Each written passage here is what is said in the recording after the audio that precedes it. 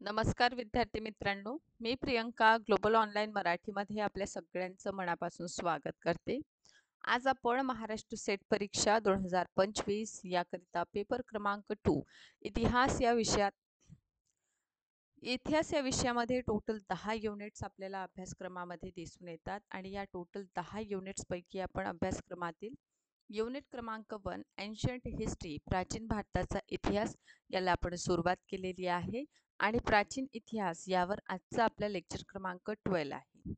यापूर्वीचं जर सेशन आपण बघितले नसेल तर नक्कीच बघा. लास्ट सेशनमध्ये मी तुम्हाला ताम्रपाषाण काळ याविषयी डिटेलमध्ये सांगितलेलं आहे आणि कशा पद्धतीने ताम्रपाषाण काळ यावर आधारित प्रश्न आपल्याला एक्झामिनेशनमध्ये विचारले जातात हा महत्त्वपूर्ण पॉईंट सुद्धा मी क्लिअर केलेला आहे. सो आज आपण वैदिक कालीन समाज कशा प्रकारचा होता, अर्थव्यवस्था काय होती, धार्मिक परिस्थिती, राजनैतिक व्यवस्था आपल्याला कशा पद्धतीची वैदिक काळामध्ये दिसून येते हा महत्त्वपूर्ण टॉपिक एक्झामिनेशनच्या पॉईंट ऑफ व्ह्यूने आपल्याला अभ्यास करायचा आहे. सोबतच जे स्टुडंट महाराष्ट्र सेट एक्झामिनेशन 2025ला टार्गेट करीत आहे पेपर 2 हिस्ट्रीमधून अशा सगळ्या विद्यार्थ्यां मित्रांसाठी कंप्लीट कोर्ससुद्धा अवेलेबल आहे आणि या कंप्लीट कोर्समध्ये डेली लाईव्ह सेशन आपल्याला मिळणार आहे. संपूर्ण अभ्यासक्रमावर आधारित व्हिडिओ लेक्चर आहे. सो संपूर्ण अभ्यासक्रम आपल्याला 10 युनिटमध्ये दिसून येतं. सो टोटल 10 युनिट्सवर आधारित आपल्याला व्हिडिओ लेक्चरसुद्धा अवेलेबल आहे. संपूर्ण अभ्यासक्रमावर आधारित नोट्स आहे. नोट्स प्लस क्लासच्या PDF सुद्धा आपल्याला प्रोव्हाइड केली जातील. मागील वर्षाची प्रश्नपत्रिका म्हणजेच PYQ सुद्धा अवेलेबल आहे. सरावासाठी MCQs आहे. वीकली टेस्ट सुद्धा अवेलेबल आहे. Complete paper 1 free of cost आपल्याला दिसून येईल पेपर 2 सोबत. नवीन बॅच आपण सुरू करीत आहोत 27 तारीखपासून. 27 ऑगस्टपासून आपली नवीन बॅच सुरू होत आहे.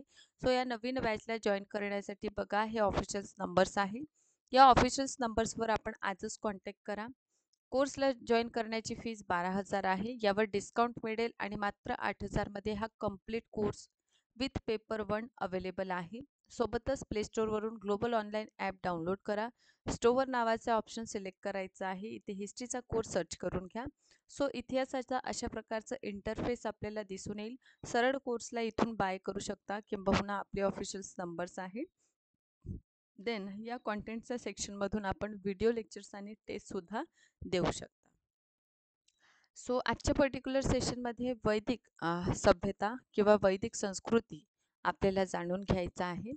सो सिंधू घाटी पतनानंतर आपण वैदिक सभ्यतेचा अभ्यास करीत असतो. सो सिंधू घाटी सभ्यतेनंतर हा महत्त्वपूर्ण एक टॉपिक आपलं होतं ज्याचं नाव आहे वैदिक संस्कृती. ठीक आहे. वैदिक संस्कृती यामध्ये सर्वप्रथम महत्त्वपूर्ण आपल्याला दिसून येतं की आर्य कुठून आलेले. काय म्हटलं मी आता वैदिक सभ्यता जाणून घेण्याचं मूळ साधन जे आहे वेद आपल्याला दिसून येतं. वेदांमधून आपल्याला या काळातील सामाजिक आर्थिक परिस्थिती कशा प्रकारची होती हे जाणून घेण्याला आपल्याला मदत होती. सो पहिला प्रश्न आहे की हे जे आर्य आहे ते यांचं निवासस्थान काय आहे. म्हणजे आर्यांचं मूळ निवासस्थान याविषयी आपल्याला काय दिसून येतं. मूळ निवासस्थानाविषयी विवाद किंवा विविध ओपिनियन दिसून येतं. ठीक आहे. सो काही विद्वान म्हणतात की आर्य जे आहे दक्षिणी रूस या भागातून आलेले आहे. ठीक आहे. याचं रिझन सांगितलेलं आहे की दक्षिणी रूस जे आहे याचं जेव्हा उत्खनन झालेलं आणि या उत्खननात आपल्याला अश्व म्हणजे घोडा जे आहे त्याचं अवशेष मिळालेला आहे जो आर्यांचं काय होतं प्रिय पशु होतं. त्यामुळे काही विद्वान मानतात की आर्य जे आहे यांचं मूळ निवासस्थान दक्षिणे रूस आहे. यामध्ये कोण आहे तर मेयर आपल्याला दिसून येतात. पीक आपल्याला दिसून येतं. गार्डन चाइल्ड यांचं सुद्धा आपल्याला हा ओपिनियन असल्याचं दिसून येतं. देन आपण पिगट महोदय बघतो. ठीक आहे. यांनी सुद्धा अशाच प्रकारचं आपल्याला ओपिनियन जे आहे ते दिलेलं दिसून येतं. ठीक आहे. सेकंड याचं ओपिनियन आपल्याला दिसून येतं की आर्य जे आहे ते जर्मनीतून आलेली आहे. कुठून जर्मनी. सो या ओपिनियनला कोण कोण समर्थन करतं तर बघा यामध्ये म्हणतो आपण बघतो की आर्य जे आहे हे भारोपियन भाषा बोलायचं म्हणजे भारत आणि युरोपची जी भाषा आहे हे दोनही भाषा मिक्स म्हणजे भारोपियन भाषा. ठीक आहे. तर भाषेची जी समानता आहे या समानतेच्या कारणाने आपण म्हणतो की हे स्कॅन्डिनिया नामक जे स्थळ आहे स्कॅन्डिनेव्हिया, या स्कॅन्डिनेव्हिया नावाच्या ठिकाणाहून ते आलेले आहे अशा प्रकारचं ओपिनियन विद्वानांचं आपल्याला दिसून येतं. त्यानंतर महत्त्वपूर्ण आहे आणि यापूर्वी एक्झामिनेशनमध्ये बाल गंगाधर तिलक आणि यांच्याविषयी जे आहे बाल गंगाधर टिळक. ठीक आहे. सो बाल गंगाधर टिळक म्हणतात की आर्य कुठून आलेले आहे? उत्तरी ध्रुवमधून आलेले आहे. ठीक आहे. कुठून आलेले आहे? उत्तरी ध्रुवमधून आलेले आहे असा मत बाल गंगाधर टिळक आपल्याला देताना दिसून येतात. ठीक आहे. सो आर्यांचं जो मूळ निवासस्थान आहे या मूळ निवासस्थानाबद्दल आपल्याला काय दिसून येतं? विविध ओपिनियन आपल्याला दिसून येतं. ठीक आहे. आणि या विविध ओपिनियनमध्ये सर्व प्रमुख जे ओपिनियन आपल्याला दिसून येते ते आपण काय करीत आहोत? डिस्कस करत आहोत. यामध्ये आपल्याला दयानंद सरस्वती सरस्वती यांच्याविषयी सुद्धा विचारलेलं आहे की दयानंद सरस्वती यांनी आर्य कुठून आले याविषयी. तर बघा, यांचं एक बुक आहे सत्यार्थ प्रकाश. या सत्यार्थ प्रकाश या बुकमध्ये यांनी आर्य जे आहे ते तिब्बतमधून आलेले आहे अशा प्रकारचं मत त्यांनी व्यक्त केलेलं आपल्याला दिसून येतं. ठीक आहे. सो मॅक मुल्लर महोदय यांचं सुद्धा ओपिनियन खूप महत्त्वपूर्ण आहे. मॅक मुल्लर काय म्हणतात? तर मॅक मुल्लर म्हणतात की आर्य जे आहे ते आलेले आहे मध्य एशियामधून. कुठून आलेले आहे? मध्य एशियामधून आर्य आलेले आहे. ठीक आहे. कुठून आलेले आहे? मध्य एशियामधून आर्य आलेले आहे. अशा प्रकारचं मत आपल्याला कोण देताना दिसून येते? मॅक मुल्लर महोदय देताना दिसून येते. याचा अर्थ आर्य कुठून आले याविषयी विविध मत आहे, ज्यामध्ये सर्वप्रथम दक्षिणी रूसमधून आलेले. कारण दक्षिणी रूसमध्ये आपण बघतो की अश्व म्हणजे घोडा जे आहे त्याचे अवशेष मिळतात. काही विद्वान मानतात की जे आर्य आहे ते स्कॅन्डिनेव्हिया नावाचा एक प्लेस आहे तिथून आलेले आहे. बाल गंगाधर टिळक जे आहे यांचं पुस्तक आहे 1903 मध्ये प्रकाशित झालेलं, the Arctic home in the Vedas. या अर्कांटिक होम इन वेदास ही जी बाल गंगाधर टिळक यांचं बुक आहे, या बुकमध्ये त्यांनी आर्य हे मूळ निवासस्थान उत्तरी ध्रुव आहे अशा प्रकारचं मत व्यक्त केलेले आहे. सोबतच आपण स्वामी दयानंद सरस्वती बघतो. स्वामी दयानंद सरस्वती यांचा सत्यार्थ प्रकाश नावाचा ग्रंथ आहे जो 1875 मध्ये प्रकाशित करण्यात आलेलं. आणि या ग्रंथामध्ये त्यांनी सांगितलेलं आहे की आर्य कुठून आले? तर तिब्बतमधून. आणि सर्वाधिक मान्यता पावलेला जो मत आहे, जो ओपिनियन आहे, तो मध्य एशिया आहे. सो मध्य एशिया. ठीक आहे. या ठिकाणी आपण बघतो की मॅकमुलर म्हणतात की आर्य कुठून आले? तर आर्यांचं मूळ निवासस्थान कोणतं आहे? मध्य एशिया आहे. पामीर पठार. ठीक आहे. इथून आर्य आलेले आहे अशा प्रकारचं ओपिनियन आपल्याला दिसून येतं. इतरही विद्वान आहेत ज्यांनी या संबंधित आपल्याला मते दिलेली दिसून येतात, पण सर्वाधिक इम्पॉर्टंट आणि यापूर्वी एक्झामिनेशनच्या पॉईंट ऑफ व्ह्यूने जे विचारले गेलेले आहे ते आपण इथे बघितलेले आहे. ठीक आहे. सो सिंधू सभ्यतेच्या पतन आपण बघितलेले कशा पद्धतीने सिंधू घाटी सभ्यतेतील प्रमुख स्थळे ज्यामध्ये हडप्पा आहे, मोहनजोदडो आहे, चनहूदडो आहे, लोथल आहे, बनावली आहे, कालेबंगा आहे. ठीक आहे. राखीगढी आहे. या सगळ्या महत्त्वपूर्ण प्लेसेसचा आपण अभ्यास केलेला आहे. सोबतच सिंधू घाटी सभ्यतेचा समाज कशा प्रकारे होता, अर्थव्यवस्था कशी होती, या समाजाचं स्वरूप काय होतं हे आपण जाणून घेतलेला. आणि सरतेशेवटी आपण ओपिनियन बघितलं होतं की कशा प्रकारे एवढी मोठी विकसित झालेली सभ्यता याचं पतन झालेलं. आणि जेव्हा सिंधू घाटी सभ्यतेचा पतन झालं त्यानंतर जी सभ्यता किंवा जी संस्कृती असते, सभ्यता म्हणजे लार्ज. ठीक आहे. आणि संस्कृती म्हणजे त्याचं छोटंसं नमुना म्हणा किंवा त्याचं छोटंसं स्वरूप म्हणू शकता. ठीक आहे. सो इथे लक्षात घ्या, सिंधू सभ्यतेचं जेव्हा पतन होतं त्या पतनानंतर वैदिक सभ्यता अस्तित्वात आलेली. आणि या वैदिक सभ्यतेविषयी आपल्याला माहिती कुठून मिळतं? तर या वैदिक सभ्यतेविषयी माहिती देणारं मुख्य साधन म्हणजे वेद आहे. म्हणजे वेदांमधून आपण या आर्यांविषयी काय करीत असतो? माहिती मिळवित असतो. या संस्कृतीचे प्रवर्तक कोण होते? तर आर्य होते. म्हणूनच या संस्कृतीला आर्य संस्कृती सुद्धा म्हणतात. आर्य या शब्दाचा अर्थ काय होतो? श्रेष्ठ किंवा कुलीन अशा प्रकारचे याचा अर्थ आपल्याला दिसून येतं. आता आर्यांचं मूळ निवासस्थान काय याविषयी आपल्याला काय दिसून येतं? विवाद दिसून येतं. त्यामध्ये 3 प्रकारचे ओपिनियन खूप महत्त्वपूर्ण आहेत. एक विद्वानांचा गट म्हणतो की आर्य हे कुठून आले? युरोपमध्ये. दुसरं म्हणतं की मध्य एशियातून आलेले. ज्या मध्य एशियाचं आपण मत म्हणत आहोत त्यांचं समर्थन आपल्याला कोणी केलेलं दिसून येतं? मॅकमुलर यांनी. ठीक आहे. आणि तिसरा मत आहे बाल गंगाधर टिळक यांनी दिलेलं.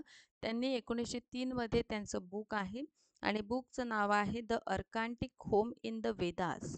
या बुकमध्ये त्यांनी आर्य हे कुठून आलेले आहे? उत्तरी ध्रुवातून आलेले आहे. अशा प्रकारचं ओपिनियन, अशा प्रकारचं मत यांनी व्यक्त केलेलं आपल्याला दिसून येते. आता मी आणखीन समोर जाणार आणि समोर गेल्यानंतर आणखीन महत्त्वपूर्ण घटक जे आहे ते तुम्हाला हळूहळू मी एक्सप्लेन करणार, जेणेकरून आपल्याला जे आहे आणखीन या गोष्टी काय होईल? योग्यरित्या कळून येईल. ठीक आहे. आणि वेदांविषयी मी तुम्हाला या पूर्वीच्या सेशनमध्ये सांगितलेलं आहे. तर आय होप त्या टॉपिकमध्ये आपल्यापैकी कोणालाही कसल्याही प्रकारचं डाऊट नाही. सगळ्यांना ही बाब क्लिअर आहे. ठीक आहे. सो आपण आर्यांचं भौगोलिक परिस्थिती कशा प्रकारची होती हे जाणून घेऊया.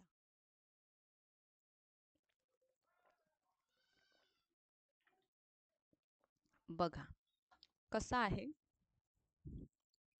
आपल्याला अभ्यास करायचा आहे आर्यांची भौगोलिक परिस्थिती. ठीक आहे. भौगोलिक परिस्थिती. भौगोलिक परिस्थिती आपल्याला काय करायची आहे? भौगोलिक परिस्थिती आपल्याला अभ्यास करायचा आहे. ठीक आहे. तर आपण बघतो की ही जी वैदिक संस्कृती आहे याचं विस्तार आपल्याला सप्तसैंधव प्रदेशांमध्ये दिसून येतं. आता बघा हे सप्त आणि सैंधव आपण बघत आहोत. सप्त म्हणजे काय होतं? 7. ठीक आहे. सप्त सैंधव म्हणजे काय? 7 नद्यांचा प्रदेशामध्ये या संस्कृतीचा आपल्याला काय दिसून येतं? विस्तार दिसून येतं. किती? 7 नद्यांच्या. ठीक आहे. 7 नद्यांच्या क्षेत्रांमध्ये आपल्याला याचं काय दिसून येतं? विस्तार जे आहे ते दिसून येतं. ठीक आहे. 7 नद्यांच्या क्षेत्रामध्ये, ज्यामध्ये आपण बघतो रावी. ठीक आहे. त्यानंतर आपण बघतो शतुद्री. ठीक आहे. किंवा शुशुद्री सुद्धा याला म्हणतात. त्यानंतर आपण अस्कणी नदी बघतो. कोणती नदी? अस्किणी नदी आपण बघतो. त्यानंतर आपण व्यास नदींचा अभ्यास करतो. त्यानंतर झेलम. ठीक आहे. झेलम नंतर सरस्वती. सरस्वती नंतर सिंधू नदी. ठीक आहे. सरस्वती नंतर सिंधू नदी. सरस्वती नंतर काय? सिंधू नदी. ठीक आहे. बरं. आता बघा हे नद्या झाले, याचे प्राचीन आणि आधुनिक नाव अशा प्रकारचा प्रश्न सुद्धा आपल्याला मॅच द पियर जे म्हणतो आपण त्यासाठी विचारलं जातं. तर रावी म्हणजे पुरुषनी. रावी म्हणजे काय? पुरुषनी नदी. रावी म्हणजे कोणती नदी? पुरुषनी नदी. अस्कनी म्हणजे कोणती नदी? शुशुद्री म्हणजे कोणती नदी? सतलज. कोणती? सतलज. कोणती? सतलज. अस्कणी म्हणजे कोणती? चेनाब नदी. कोणती नदी? चेनाब नदी. ठीक आहे. व्यास म्हणजे कोणती? तर व्यास म्हणजे विपाश. विपाश. ठीक आहे. देन झेलम म्हणजे आपण कोणती? विस्तता म्हणजे झेलम. कोणती नदी? विस्तता म्हणजे झेलम नदी. ठीक आहे. सरस्वती हे पवित्र आणि सिंधू नदी. ठीक आहे. सिंधू. सो अशा प्रकारे आपण काय बघतो, या 7 नद्यांच्या क्षेत्रांमध्ये आपल्याला वैदिक कालीन सभ्यतेचा काय दिसून येतं? वैदिक कालीन सभ्यतेचा आपल्याला विस्तार जे आहे या 7 नद्यांच्या प्रदेशांमध्ये आपल्याला दिसून येतं. ठीक आहे. त्यामुळे जर भौगोलिक परिस्थिती विचारण्यात आलेली तर भौगोलिक परिस्थितीमध्ये 7 नद्यांचा प्रदेश. ओके. सो मॅकमुलर यांच्या अनुसार सप्तसिंधू. सप्तसिंधू म्हणजे काय? 7 नद्या. ठीक आहे. ज्यामध्ये सरस्वती आणि सिंधू नदीच्या 5 सहाय्यक नदी, ज्यामध्ये सुशुद्री म्हणजे सतलज, पुरुषनी म्हणजे रावी नदी, विवाश म्हणजे अस्कनी, ओके, ओके, पुरुषनी म्हणजे आपण बघतो रावी नदी. ठीक आहे. विवाश म्हणजे व्यास नदी, अस्कणी म्हणजे चेनाब नदी, आणि त्यानंतर विस्तता म्हणजे झेलम. ठीक आहे, म्हणजे आधुनिक आणि पूर्वीच्या नावाने कशा प्रकारे या नद्या ओळखल्या जायचं, त्या महत्त्वपूर्ण बाब आपण इथे काय केलेलं आहे, स्पष्ट केलेलं आपण दिसून येतं. याचा अर्थ सर्वप्रथम कशा प्रकारे आर्यांचं मूळ निवासस्थानाविषयी आपल्याला विवाद दिसून येतो हे आपण बघितलं. आर्यांचं भौगोलिक परिस्थिती आपण जाणून घेतलेली. आता भौगोलिक परिस्थिती जेव्हा आपण जाणून घेतलेली, तेव्हा आपण या काळात समाज किंवा सामाजिक परिस्थिती कशा स्वरूपाची आपल्याला दिसून येते हे आपण बघूया. सो वैदिककालीन सामाजिक, बघा वैदिककालीन सभ्यता अभ्यास केल्यानंतर लगेच उत्तर वैदिक काल आपल्याला अभ्यास करायचा आहे. ठीक आहे. सो वैदिककालीन समाज किंवा सामाजिक परिस्थिती कशी होती, समाजाचं स्वरूप आपल्याला दिसून येतं पितृसत्तात्मक.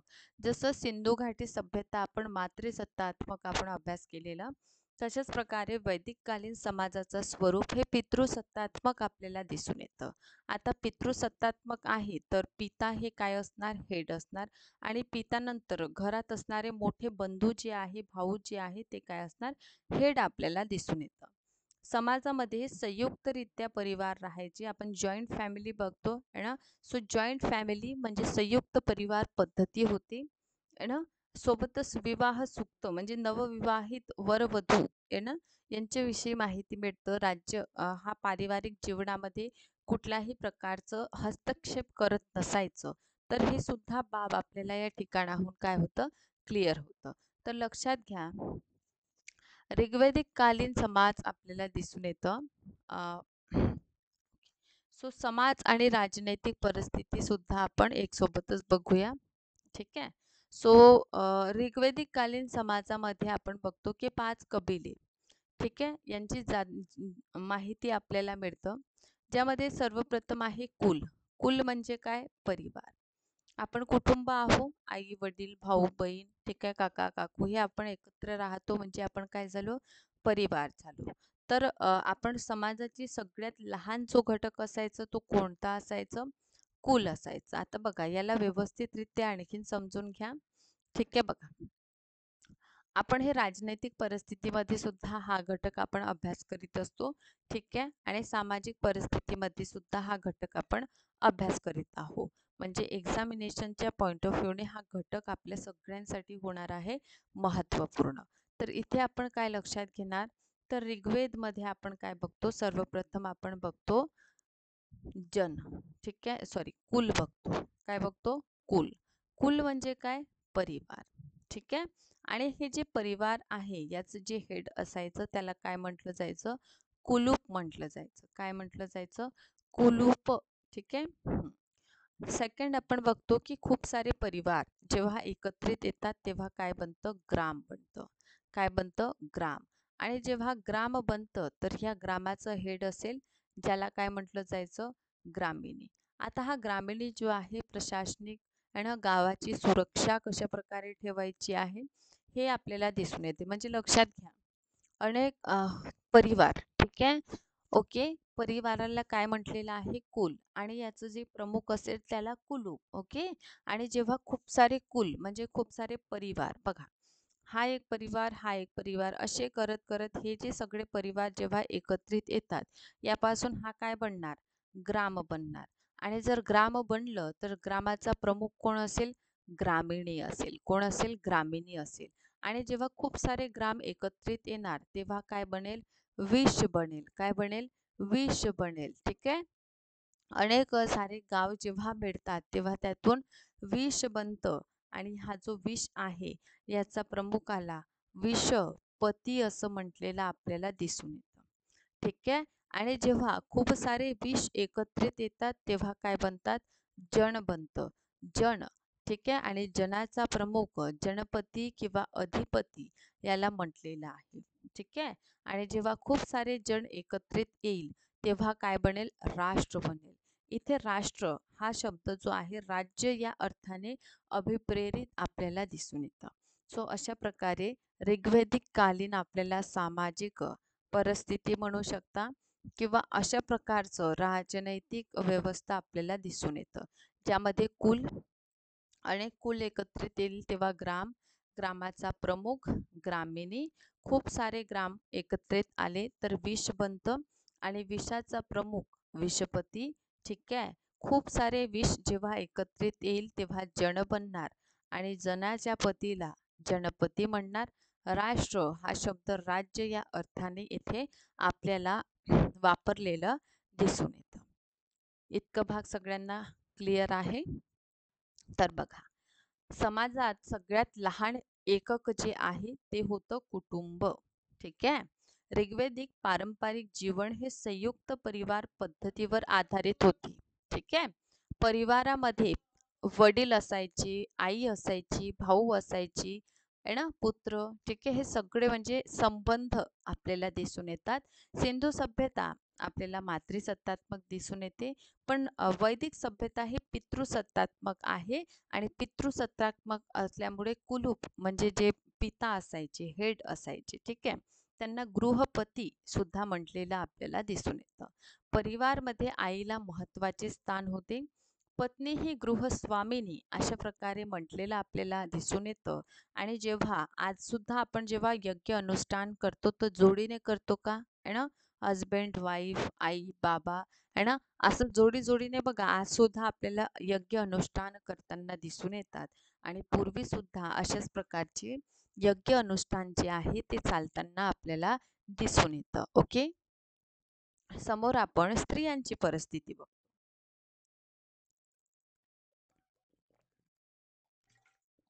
बघा, मी तुम्हाला काय सांगितलं की ऋग्वेदिक समाज जो आहे तो पितृसत्तात्मक आहे. ठीक आहे. जर पितृसत्तात्मक समाज आहे तर मुलाचा जर जन्म होत असेल, ठीक आहे, सो मुलाच्या जन्माला काय दिलेलं आहे, महत्त्व दिलेलं आपल्याला दिसून येतं. आणि जर मुलगा व्हावा यासाठी काय केलं जायचं, वरदान सुद्धा मागितले जायचे. ठीक आहे.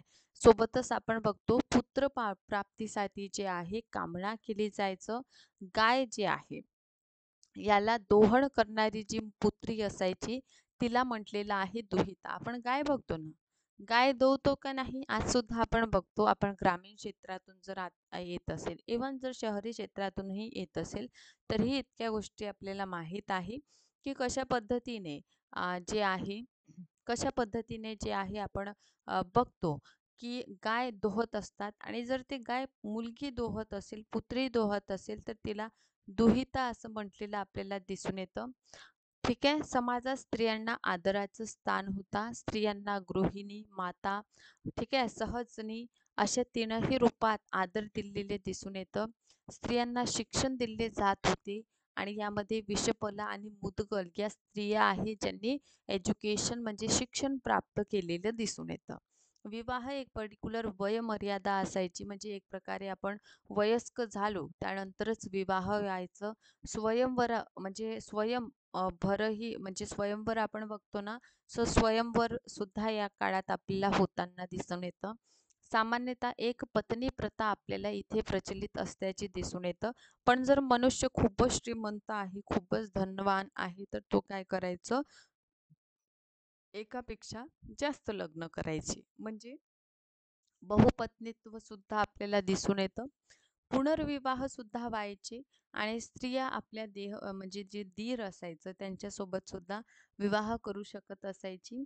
समाजात नियोग प्रथा सुद्धा अस्तित्वात होती. आता जेव्हा पतीचा मृत्यू होतो आणि पतीच्या मृत्यूनंतर आपण जे आहे इतर व्यक्तींसोबत सहसंबंध प्रस्थापित करणं, ही एक नियोग प्रथा आपल्याला या काळात जी आहे ते दिसून येतं. ठीक आहे. बघा, ऋग्वेदिक समाजामध्ये विवाह हा एक पवित्र बंधन आपल्याला दिसून येतं, है ना. शतपथ ब्राह्मण ग्रंथांमध्ये म्हटलेलं आहे, तर लिहून घ्या, हे खूप इम्पॉर्टंट आहे. शतपथ ब्राह्मण ग्रंथ काय म्हणतं, ठीक आहे. सो शतपथ ब्राह्मण ग्रंथ काय म्हणतं, तर पत्नी ही अर्धांगिनी आहे. ठीक आहे. पत्नीला अर्धांगिनी म्हटलेलं आहे, अर्धांगिनी. ठीक आहे. कुठे, शतपथ ब्राह्मण ग्रंथामध्ये आपल्याला हे म्हटलेलं दिसून येतं. जर आपल्याला यज्ञ अनुष्ठान करायचं आहे तर पती पत्नी सोबत यज्ञ अनुष्ठान करेल. ठीक आहे. ऋग्वेदमध्ये पत्नी ही गृह है अशा प्रकारचा उल्लेख आपल्याला दिसून येतं. बालविवाहाचा प्रचलन नव्हता.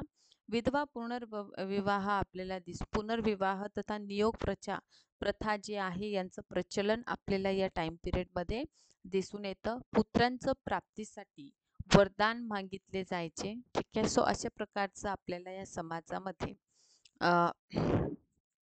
प्रथा जी आहे दिसून येतात. सोबतच अविवाहित म्हणजे जे कधीही लग्न करणार नाही किंवा जे लग्न करीत नाही अशा प्रकारचं जे कन्या असायचं त्यांना अमाजू म्हटलेलं आहे. सो अमाजू याचा अर्थ काय? अविवाहित स्त्रिया ज्या लग्न करीत नाही. समाजात पर्दा प्रथा, वेश्या प्रथा, सती प्रथेचा प्रचलन नव्हता. पत्नी सोबत यज्ञ सहभाग घ्यावे लागे.